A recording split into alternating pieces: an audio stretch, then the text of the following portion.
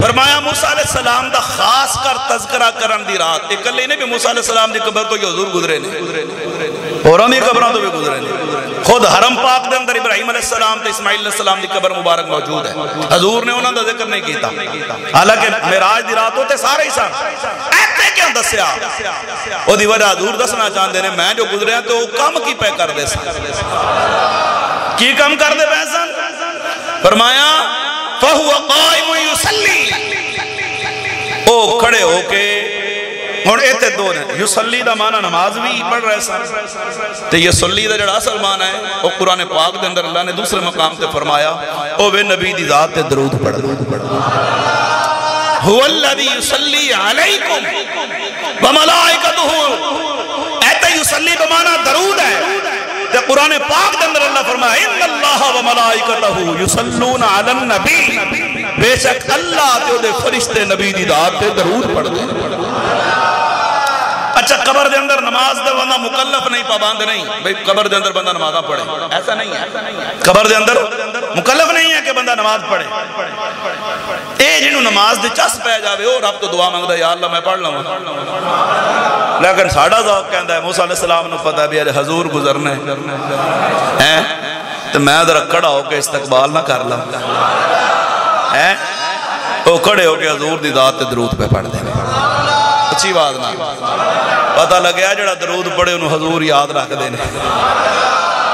توجہ نہیں کی تھی انہوں حضور قیامت دا دن ہونے ایک بندے دے بہت گناہ بات جانے نے نیکیاں کاٹ جانی ہیں اللہ فرمائے گا لے جاؤ میری زمین ترہ کہ میری نافرمانی کی تھی لے جاؤ جنم بندہ بڑا روئے گا آدم علیہ السلام دی نظر پہ جانی ہے پتر جیسا بھی وہ پتر ہی ہوتا ہے وہ فوراں دوڑن گئے جو ویکھن کے بھی کڑے نبی دا امتی ہے اچھا یہ حضور دا امتی انہوں تو کھلو کے حضور نو آسمان یا رسول اللہ توڑے ہوندے ہیں توڑا نہ ہو کر جہنم میں جائے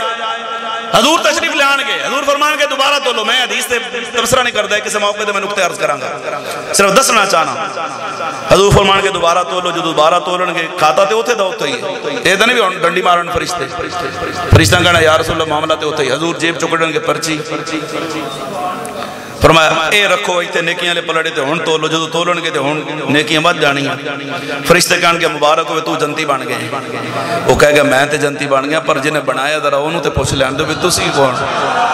تے جدو آئیں گا حضور علیہ السلام دی بار کہ یا رسول اللہ دسو ایک ہی کٹے جیب جو پرچی رکھی ہے سرکار فرمائے او درود ہے وہ جو ہے اے او درود ہے جنہ تو میرے تے پڑھتا رہے آئے ایتے بڑے نکتے رہے لیکن میں اگاں جانا چاہنا جملہ سننا پتہ لگیا درود آلیاں دیاں تے پرچیاں بھی حضور سنبھال کے رکھ دینے درود آلیاں دیاں تے پڑھیا کرو درود صحابی حضور دی بارگاہ چاہ یا رسول اللہ میں نا نفلی عبادتاں واسطے 4 حصے کتنے ٹائم دے فرض نمازاں تو علاوہ 4 ٹائم نے کام کر کے جڑا 2-4 گھنٹے 5 بائی دینے نا 1 گھنٹہ نماز نفلی نماز واسطے 1 گھنٹہ قرآن پڑھنا ہے 1 گھنٹہ میں اللہ اللہ کرنا ہے 1 گھنٹہ درود شریف پڑھنا حضور فرمایا ڈاڈی چنگی گل ہے اس تو اور کڑی